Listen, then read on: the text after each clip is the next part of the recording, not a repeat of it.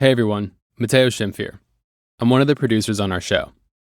A couple of days ago, we ran an interview that Ray did with Wired editor Stephen Levy back in April.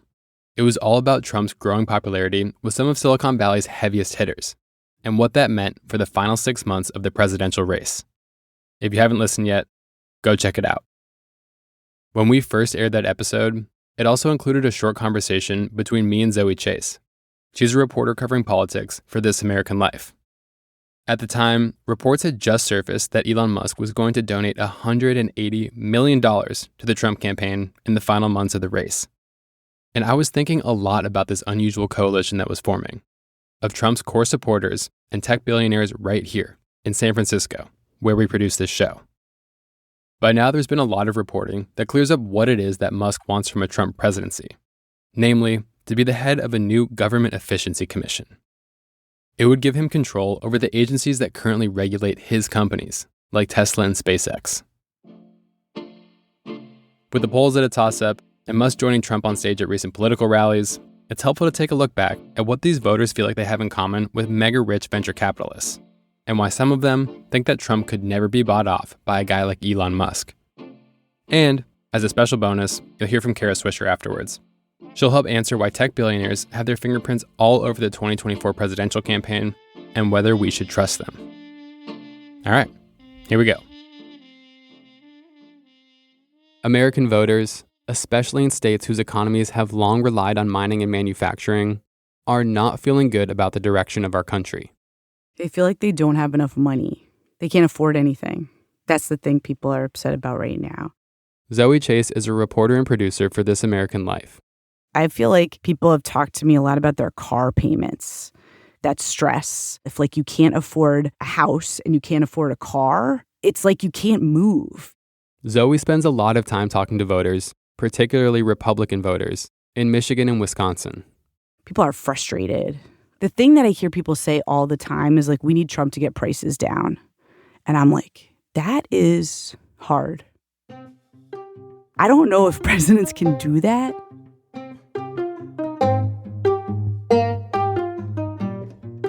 The former president has, of course, made all kinds of impressive promises. He was going to repeal Obamacare, bring back manufacturing jobs, build the wall and make Mexico pay for it. And he was going to get big corporate money and all of the influence and corruption and groveling that came with it out of Washington, D.C. That message resonated with a lot of people. The voters that I was talking to in Michigan, very zealous Trump voters who were really galvanized by the feeling that the election had been stolen from them in 2020. They wanted to get the sort of big money out of their politics. They don't like the idea that money is the one making the decisions. It's not a novel idea. And actually, it seems like a pretty good one. That is, until you try to do it yourself. My, this is a big crowd, and I want to just say, hello, Michigan. We love Michigan. This is sound from a campaign rally for Michigan Republicans in October 2022. Your next Attorney General, Matt DePerno, and your next Secretary of State, Kristina Karamo. Please come up. Come on up. In 2021, Kristina Karamo ran for Michigan Secretary of State. And she lost, handily, by more than 500,000 votes. But at the time of this rally, nearly a year later, she'd yet to concede the result. These people are waging war on our sovereignty. Kristina had Trump's backing, and a message that sounded a lot like the former president. To allow private money in our elections. Do you know my opponent was one of the architects behind Zuckbucks, where they pumped... There was this real experiment in Michigan where a big segment of the Republican Party elected this person to be head of their party. That person was Kristina. Despite losing the Secretary of State race by 14 percentage points, Michigan Republicans chose her to be their next party chair. People in Michigan were so sick of this group of longtime Republican donors where they felt like they were never getting what they wanted and they weren't being listened to, that they liked this idea of running this gamble on this person who was kind of pure, just no money. Kristina was fresh, an outsider, untethered from the beck and call of the Republican establishment. She had nothing, didn't have any donors. And that's usually part of somebody's pitch if they're going to be head of a party, is that they have connections to donors so that, they're going to be able to run campaigns. Like, you just need money to run campaigns and to win campaigns. For Christina's supporters, that fantasy faded pretty quickly. A lot of people really didn't like that experience. They didn't like feeling totally strapped. They didn't like feeling like they had to all pay their own gas in order to travel the state. They couldn't afford to live like that, and they didn't like that it felt like they had no chance against the Democratic establishment in Michigan, which has a ton of money. Democrat governor, Democrat House, and Democrat Senate. So I think there's a feeling that the big money sucks if it's making all the calls, but you don't want to be out of the game. Like, you want to be on the field challenging people. Christina's position as the leader of Michigan's Republican Party, it didn't last very long. In January 2024, less than a year after her appointment, the state Republican Party voted to remove her from the job. One of the reasons, her ousters said, a lack of financial stability in fundraising.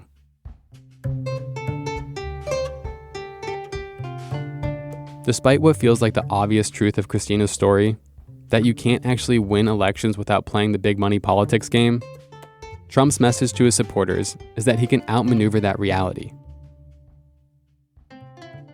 I think Trump's brand and just way that he relates to voters and the general public, you don't think he's taking, or he doesn't appear to be someone who's taking direction from moneyed interests, even though of course he is. Do you feel like some of those voters feel like he doesn't need the money? Yeah, totally. That was a huge selling point at the RNC. People saying he doesn't need to be doing this. So many speakers kept saying that. He doesn't need to be doing this. He could just be with his family, enjoying his wealth. He could just be golfing on one of the golf courses that he owns, but he's doing it for you. He's not tainted by the donations because he doesn't need them. I think that makes people feel good or makes people feel safe.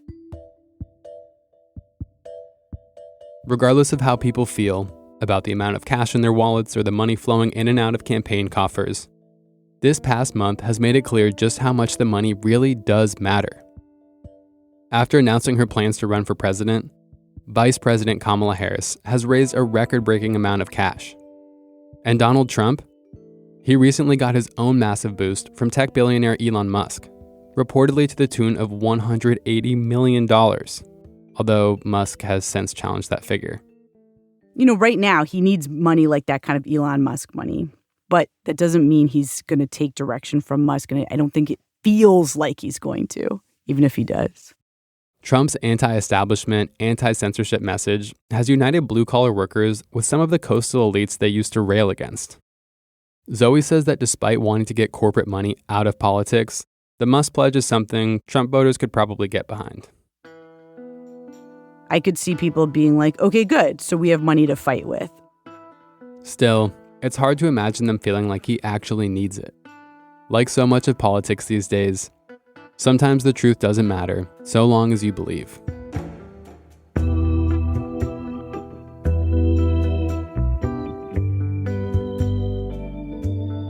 Zoe did a great story about Christina Karamo and the Michigan GOP last December. It really digs in on the existential crisis the state party was facing, and all the characters at the center of that struggle. You can find that and her latest reporting from the Republican National Convention at thisamericanlife.org.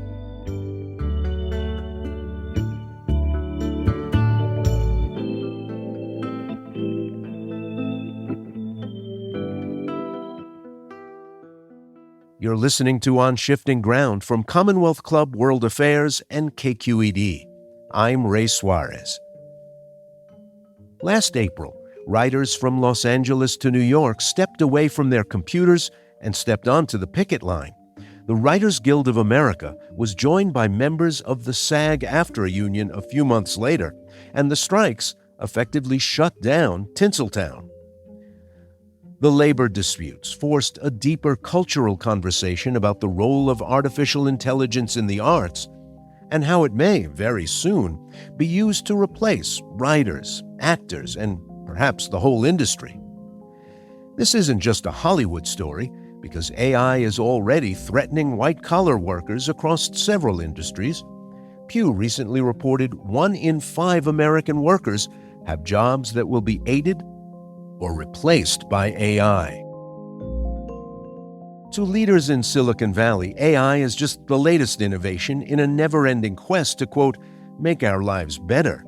But can we trust the Elon Musks and the Mark Zuckerbergs? Are we freely handing over our data to people to make us into their next great product? To answer these questions, I turn to an opinionated, tenacious reporter who's followed all things digital since the 90s. She's covered Jobs, Musk, Zuckerberg, and the latest tech guru, Sam Altman of OpenAI, and she's perhaps best positioned to speak to the psyche of Silicon Valley's biggest players. Kara Swisher is the host of the podcast On with Kara Swisher and the co-host of the Pivot podcast with Scott Galloway, both distributed by New York Magazine. She's also a regular panelist on CNN's The Chris Wallace Show. She was the co-founder and editor-at-large of Recode, host of Recode Decode, and co-executive producer of the Code Conference. She was a former contributing opinion writer for the New York Times and host of its Sway podcast, and also worked for a long time for the Wall Street Journal and the Washington Post. Burn Book is her third book. Kara Swisher, welcome to On Shifting Ground. Thanks, Ray. I sound old. I've had a lot of jobs. No, not old, just productive. Productive, okay, The book is dishy, it's funny, and I got to tell you, at times, really worrying. Yeah. Should readers worry? Has something been loosed into the world that is frantically writing a story that we don't really have an ending for yet? Well, you just talked about generative AI. Yes, it's actually doing that right now. I think one of the things that this book is about is my journey to having great hopes for this. And I think I started off calling it like a Star Trek story where things turn out well and it turns into a Star Wars story, which is not such a happy story. If you really take that apart and the mythology around that, evil does prevail, bad people do win. And so my whole premise is that Paul Virilio quote, which is when you invent the ship, you invent the shipwreck. We've had too many shipwrecks and not enough ships, I think, in terms of what it could be. And the power is grounded in people who are unaccountable, which for someone like me, unaccountable power and unlimited money is a real problem in this world. Yeah, quite a combination. I talked to a lot of the people who make it onto your pages over the years, and because I'm not a beat reporter, got the distinct sense that I was being condescended to. Whenever I expressed the slightest bit of skepticism about grand claims, Ray, about utopian claims, it was either implied that I just don't get it, when honestly I felt that I did, and that was the real problem. Yeah. I was assured there were new rules or no rules, or that part of their job was to cause disarray and let others worry about the details. They were smart, talented, creative, even visionary, but kind of amoral too. Well, I think that what they think is that they think they're magicians, or we let them be magicians, right? And they're so rich, they must know better. And I think they think wealth bestows intelligence or wisdom on them. I think we don't question their decision-making that they make just on the top of their heads, and usually in their self-interest, and it's typically economic self-interest. And we get dazzled by the things they give us until you start to take it apart. The American public paid for the internet, just FYI. The taxpayer did. It was invented because of government programs, right? This data is ours that is on it, but they eat it freely and then vomit it back up to us and charge us for a fee, for doing it, either advertising or stealing our identities. And they use our identities to do other things. And it's just, sometimes it's very explicit. Like when I had the argument with the Google founders about the book scanning, I was like, did you buy that IP? Well, why should we? Information needs to be free. I said, well, someone paid for it, and it wasn't you. And so they had an attitude that they were here to bring us this great wisdom and everything else, when in fact, it just was a business. That's what I was trying to get. you wouldn't have like a Wall Street person come up to you, right, and go, I'm here to help you build community. They're like, I'm here to make money. Thank you. And I appreciate that. Or a pharmaceutical executive. Every now and then they do those commercials, or BP does Beyond Petroleum. But they're selling gas. They're selling financial advice or whatever. They're selling something. These guys are just businesses. And my first line of the book, pretty much, you don't even have to read past it if you don't want to, but essentially it was capitalism after all. In the end, that's what it was. It was capitalism, yet capitalism with some really weird elements. That's right. There were people who sort of looked me right in the eye and assured me that eventually, with volume, you could build a business out of selling dollar bills for 90 cents. And when I wouldn't buy in on the con, I was sort of dismissed as someone who didn't get it. And you were there for all of that, from before the nuttiness through the nuttiness. Right. The problem is there's so much great stuff, right? There's so much, it's sort of like insulting electricity. Oddly enough, Thomas Edison was a little bit like this, was very like, it's all, if you really read up on some of these early inventors, they also had to be a bit of a jazz hands kind of personality. And some of it is profound. The changes that we made right before the COVID, when it was starting, I said, boy, these tech companies, we're going to depend on them for everything going forward. And for the most part, it accelerated trends in commerce, trends in office work, trends in finance, everything, everywhere it was, except for education, which needs to be in person, like it turned out, as it turned out.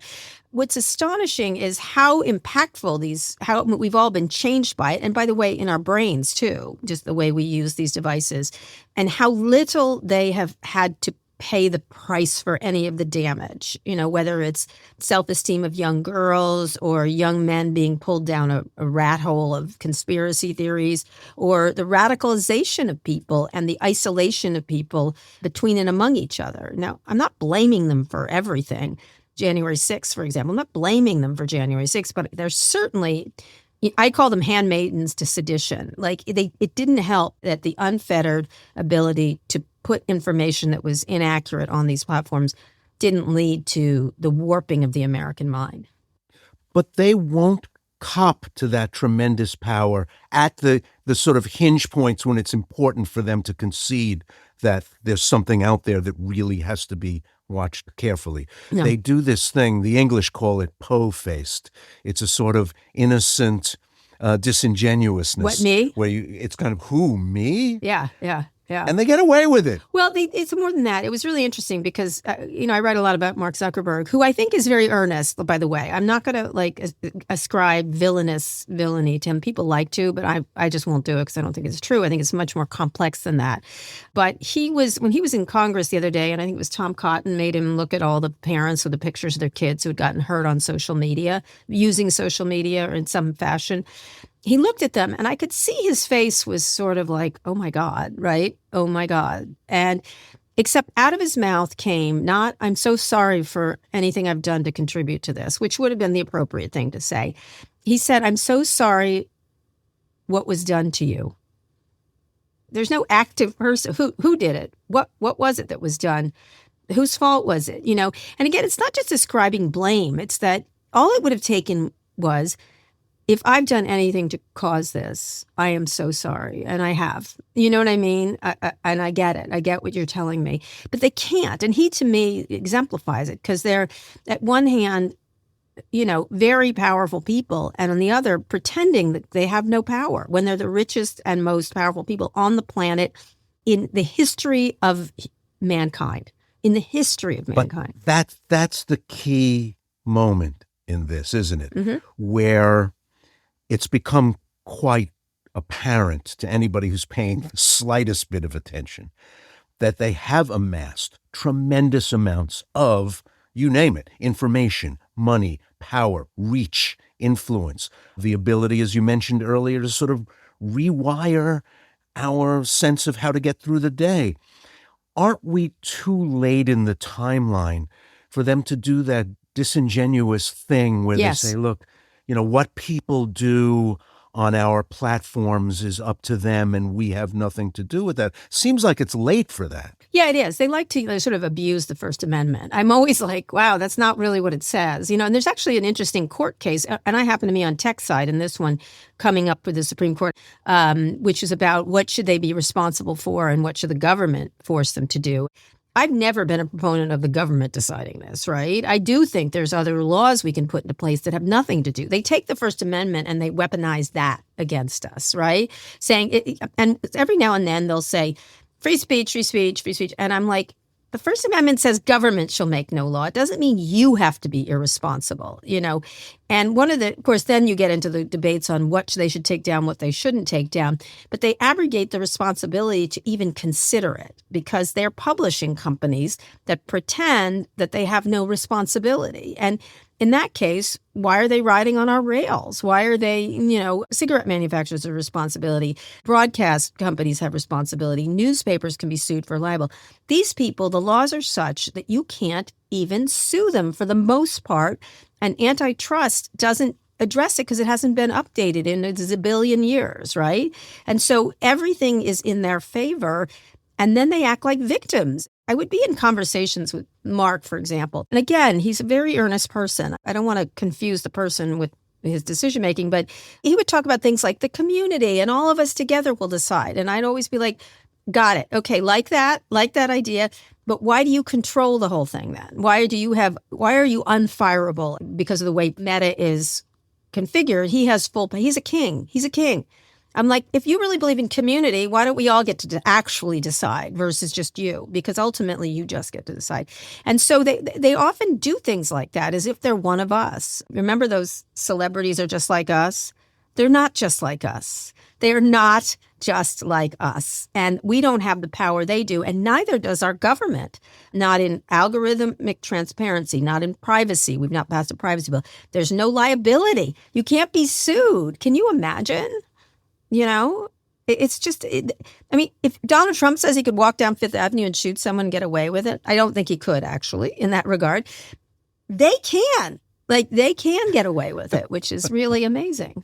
I really didn't shoot that person. Yes, I don't know what you're talking about. No, guns kill people, right? Oh, okay. Sure. Part of it, I'm glad you brought up that we're just like you thing. Mm-hmm. Because as I was reading the book, I was thinking, yeah, we're just like you. When we decide to buy an island, we have such trouble deciding which island to buy. There are so many of them. Mm-hmm. I'm just like you. Yeah, exactly. No, not exactly. Well, the deleterious effects of wealth, I think, is something I wanted to show, is that I knew them before they were wealthy. Some of them, like Elon, didn't have any money, I think, or very little in speaking to what he has now. And I met them all at the beginnings of their careers, right? When Amazon was in a small office, when Google was in a garage. That's where I met them, in the garage. And so, not to a person, because some people have very strong characters, I guess, and they don't get affected by it. But for the most part, these are very young people that suddenly got very wealthy, that get surrounded by enablers, and then get surrounded by the trappings of wealth. You go from your yacht to your car to your plane to your childlike headquarters, and there's nobody saying, what? Like, just a second, maybe you're wrong. And one of the things I used to do to several of them was when I'd say something that would bother them, they'd sort of like, others don't agree with you. And I'm like, I don't get paid by you. Like, try to look around to your left and right. Everyone is on your gravy train, and they're going to go with you any day of the week and twice on Sunday. So don't you want people around you who are honest with you? But in fact, they don't. Some of them don't. Some of them do. You had a front seat for a lot of this. As you mentioned, you knew some of them before they were household names. Mm-hmm. A front seat for this tremendous transformation in American life. And you got to know those people in a way much more intimately than most reporters that are sort of do this equivalent of bump and run. And, I've been doing that my whole life. You're in their face for the moments that you're in your face, and then you move on. Did you have any inkling in the early mid-90s of where we were going to be by 2024? I did understand the wealth creation, I think, way before other people. And I was very entranced by the idea, the power of it. I had studied this in college, communications and propaganda, by the way, jointly. It was so resonant of the Gutenberg Bible or the printing press or the TV. It was so resonant, except supercharged. And so I did recognize that early. At the same time, it was really interesting. Everyone's like, why didn't you work for them? Why didn't you make a ton of money? And some days I'm like, oh, that 100 million would be nice right now. But I turned down a lot of jobs there, which I found really interesting. I happened to like what I was doing. But you could see that their power was growing. It wasn't very hard to anticipate that they would have a stranglehold on media. That was something media just missed completely. And I kept going, hey, the calls coming from inside the building, like, these people are not your friends. I would say that over and over to media companies. They will own you. They're not interested in media. I'm like, they don't care. They're the Borg. They're interested in everything, whether it's insurance or healthcare or cars or whatever. And now you see them all in all those sectors, right? Why wouldn't they want to grow there? Because it's all about data. Anything that it has to do about data, they want to eat it. And so they will. Has this industry managed to dance away from accountability in part because the aging men and women of Congress don't really understand what they're dealing with or who they're dealing with? Right. Look, that has changed. The Biden administration put out a very sharp executive order around generative AI or AI, artificial intelligence. Look, they regulate airlines. They regulate banks, much more complex. They regulate insurance companies. Now, not perfectly, but they certainly have their hands around it, right, on some level. They regulate everything, and it's quite complex.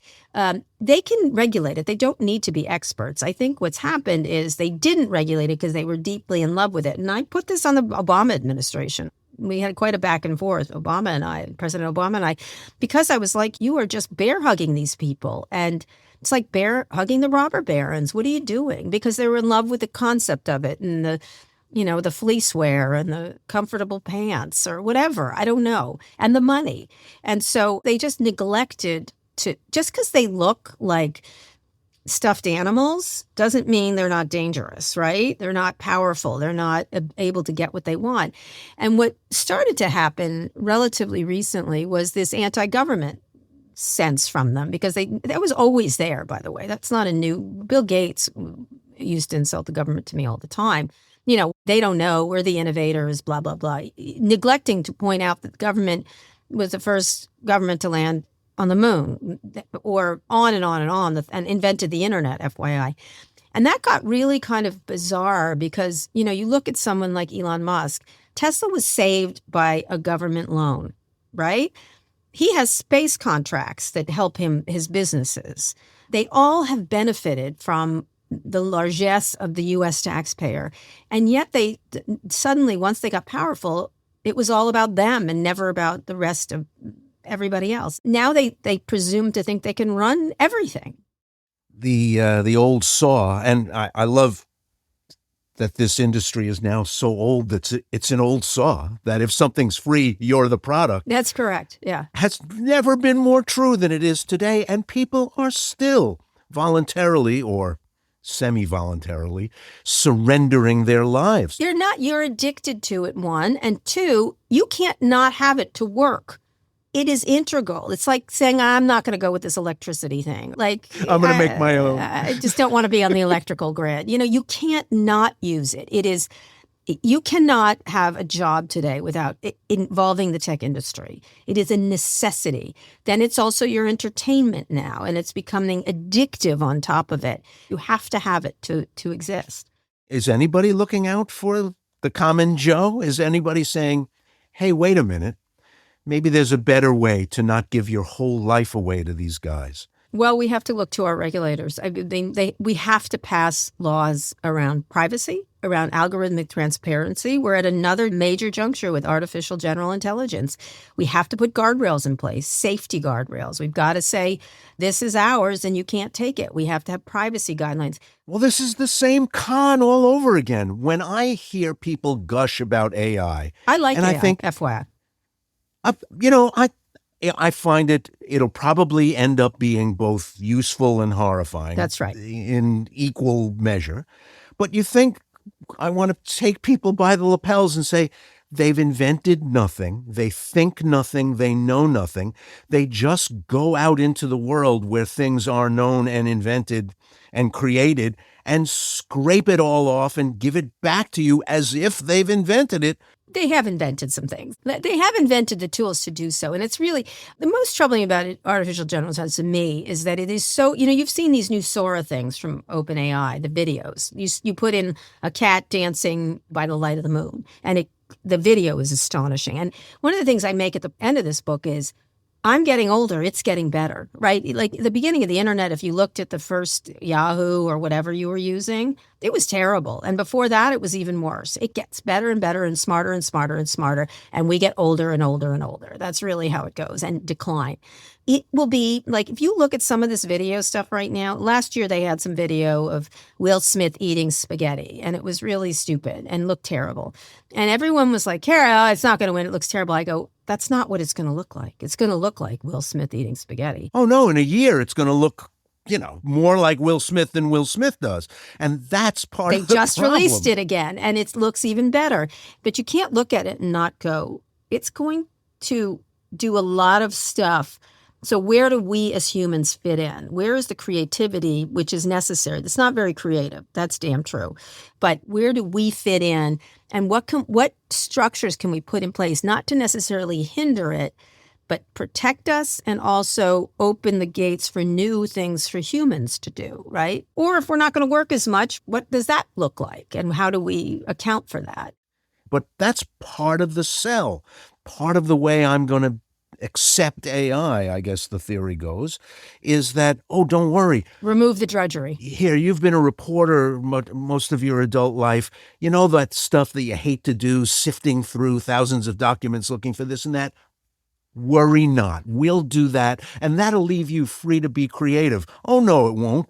It'll eventually get rid of me. Mm-hmm, I mean, maybe. The only consolation is that I'm so close to retirement. You'll be dead. That's what I always say. When I'm going to give speeches, I'm always like, everyone's like, oh, we're all worried. I said, don't worry, you'll be dead. It doesn't matter. It doesn't apply to you. You'll be fine. But, there are some amazing things like this cancer.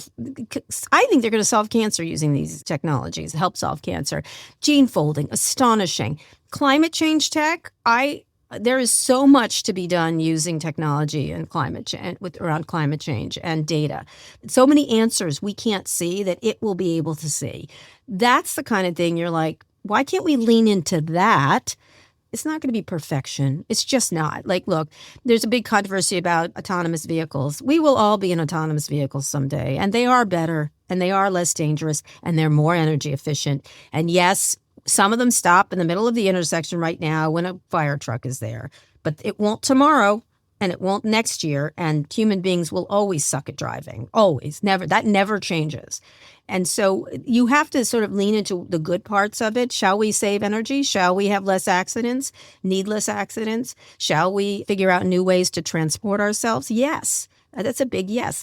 I will admit that every time I see an AI-generated image with two people chummily with their arms around each other, and there's a fifth arm in the picture, I'm comforted. Every time I see a celebrity with 6 fingers, I'm sort of reassured that we're not quite there yet. But are you biased against 6 fingers? What are you?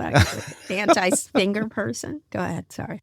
And not only is there a critical national election coming here, but around the world, right. A sizable chunk of the world's voting population will be heading to the polls in 2024. That's correct. And there are possibilities for supercharging lies, for increasing confusion and disinformation. Yes.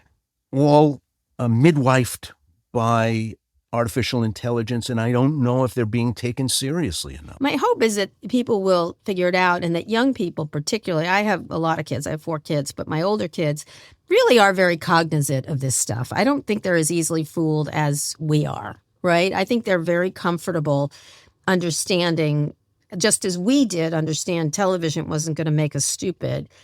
They're very cognizant of that. That said, the person who alerted me to all this was Maria Ressa, who in the Philippines, who is a wonderful person. She won the Nobel Peace Prize, who said to me, like, Facebook is messing this country up and it's coming to you. And look what they're doing. And she sent me data, and it was so astonishing.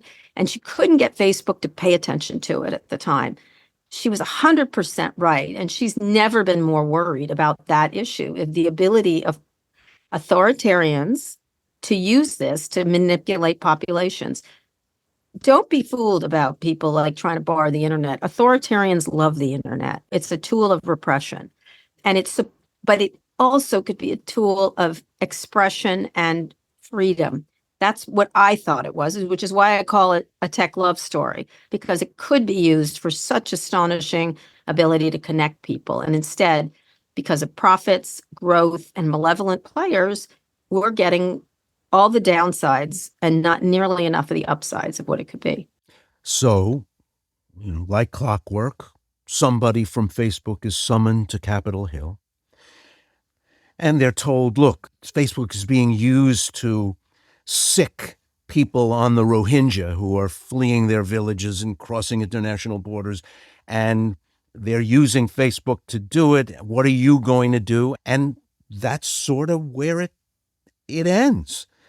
There's no restraint on the part of these companies that are being used in this way.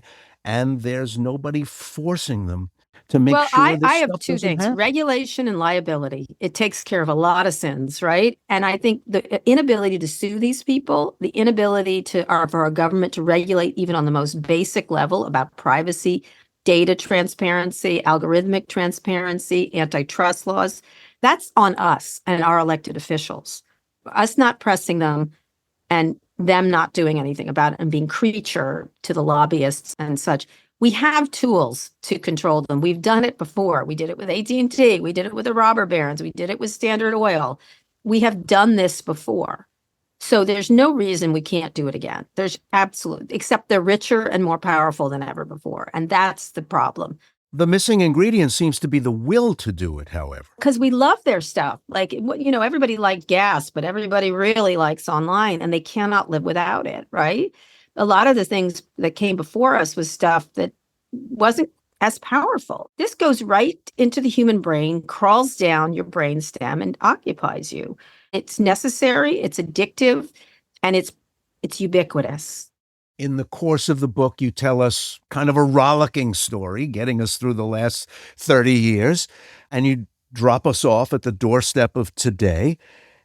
Do you, in the final analysis, think that we, the collective we, our governments, our regulators, societies, will take the measure of this very powerful, very influential industry and save it from its own worst impulses? I do think we have the wherewithal to do so. I do think there's a lot of people. This is not everyone in the industry is an evil person. It's not. There's all these, I have a whole chapter of people I like who are taking it seriously, who do understand with great power comes great responsibility. What I'd like for them to understand is they don't get to pick, right? Like, we live in a democracy. Unaccountable billionaires, nice or not, should not have the ability to tell the rest of us how to deal with things. They shouldn't have a decision-making about pornography or the self-esteem of young girls or addiction or radicalization. If they wander into this area, then they better get ready to be regulated. And I don't mean regulated because they hate that. They love to attack that word because we're so innovative. We don't need, where we're going, we don't need any wheels. Remember that from Back to the Future? But they don't need roads. Yeah. When we're going, you know what? We need roads. We need guidelines. We need all kinds of things. And they better get used to it or it's going to be bad for everybody. Now, unfortunately, they all have escape pods, right? They're going to New Zealand or another planet or whatever. But one of the things I remember is one time I was talking to them about income inequality, which I thought was getting really out of control, like how rich they are. They were obscenely wealthy, these people. And I said, you better do something about income inequality or you are going to have to armor plate your Tesla. And when I said it, when it came out of my mouth, for a second, I thought, oh my God, they want to armor plate their Teslas. They'd love to do that. And they would. Too many of them would, right? And that's my great worry, is that it loses the idea that we are in this together and that as flawed as we are the greatest democracy on earth. Like, we are the greatest experiment. And if we can be done in by kindness or non-kindness of billionaires, we are screwed in so many ways. Hey, man, depending on how much armor plate you put on, it really wrecks your range. Yeah, I know, right? Welcome to Cybertruck, right? Oh, God. Kara Swisher is the author of Burn Book. Thanks for joining us on Shifting Ground. Thank you, Ray. I'm a huge fan, as you know. You do amazing work over the years.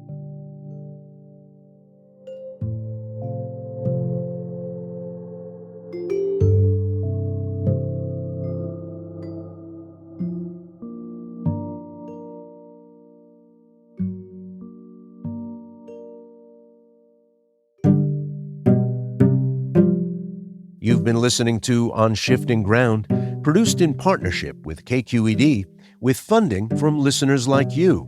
Today's episode was produced by Sienna Barnes. It was mixed and mastered by Mateo Schimpf. Additional production and engineering were provided by Rob Spate. KQED's Jim Bennett is our technical supervisor. Jared Spord is our executive producer. Philip Yun is co-CEO of Commonwealth Club World Affairs. Our music is from Blue Dot Sessions. I'm Ray Suarez. Thanks for listening.